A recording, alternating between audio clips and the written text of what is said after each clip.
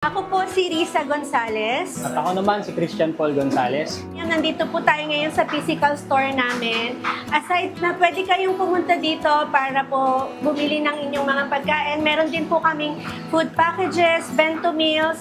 Nagki-cater din po kami and we are offering din po concessionaire sa mga BPO companies or kahit anong companies po.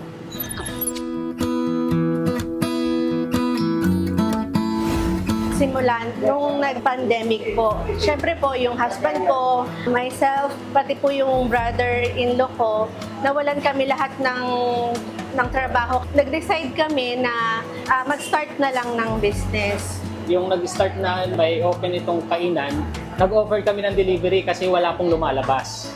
Nung tumagal-tagal, nagulat kami, from 10 deliveries, naging 20 deliveries, nadoble ng nadoble. Doon rin po nagsimula na yung word of mouth, kinuha po kami, ni-refer kami sa mga company.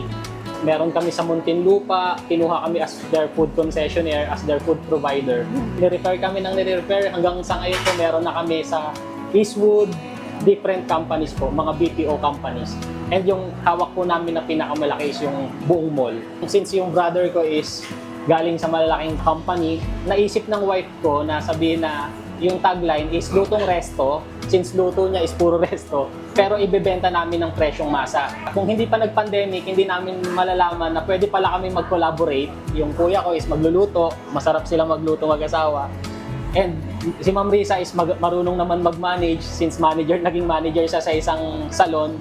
And ako naman is coordinator, yung nagpag-usap sa mga clients. So nag-collaborate kami, doon nabuo na pwede palang pag pinagsama-sama yung mga skill, makakabuo kami ng system na ino-offer din ng ibang malalaking company na nagawa din namin.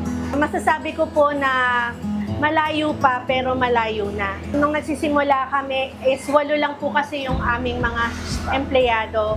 Pero as of the moment, ma'am, we have 60 staff. Yung mga staff po kasi namin, more on mga out-of-school youth na kinakailangan nila ng mga trabaho. Hindi kasi kami katulad ng ibang business owner na, may qualification, ganyan. Dito po, ma'am, wala pong discrimination. Kahit matanda, PWD, basta kaya pong magtrabaho, tinutulungan po namin. Para tulungan po. Kasi naniniwala kami, ma'am, na kung sino yung mas nangangailangan ng trabaho, yun yung gagawa talaga ng maayos din na trabaho po. Yung adjustment na ginawa namin, napaka-laki rin as sa aming dalawang mag-asawa. Minsan, nagkakaroon kami ng misunderstanding, di may iwasan. Pero yun nga, pinagdasal naman po namin. Lahat ng decision na ginagawa namin, pinagdadasal namin. Dati, sarili lang namin iniisip namin and family namin. Pero ngayon, sa dami ng empleyado, umaasa para buhayin din yung pamilya nila. And napakalaki yung responsibility na inatang sa amin ni Lord.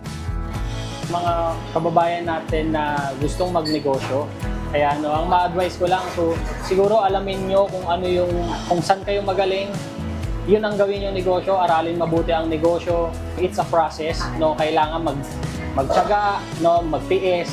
So, dapat meron tayong determination. Sinasamahan rin yan ng dasal sa taas para hingi lagi tayo ng guide sa taas para yung everyday na gagawin natin, guided tayo patungo dun sa success.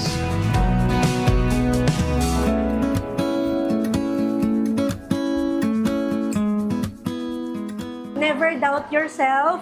Always trust on the Lord. Kung ano yung plan na gusto niyang ipagawa sa atin, kung kaya ng iba, kaya nating lahat. Kaya naman, Tara, negosyo tayo!